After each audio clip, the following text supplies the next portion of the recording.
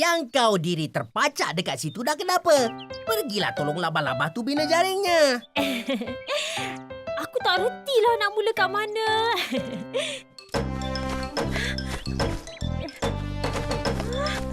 Hah? Ikuin. Tolong. Lepaskan aku dari jaringan ni.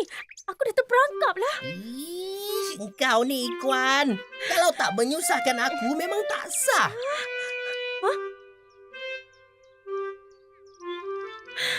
Aku ingatkan senang je nak pintar sarang laba-laba ni. Rupa-rupanya susah. Tahu tak apa. Berapa lama laba-laba ambil masa untuk bina jaringnya, Ikuin? Lebih kurang 1 jam. Tengok tu. Dah siap dah pun. Alhamdulillah.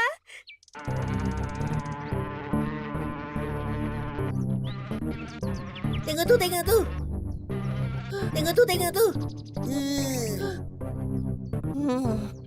Nak buat macam mana? Dah sememangnya lumrah alam. Ai.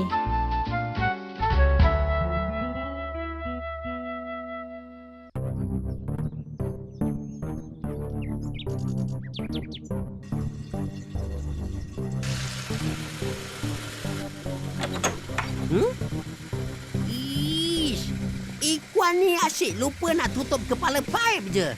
Ikuan! Mari sini cepat.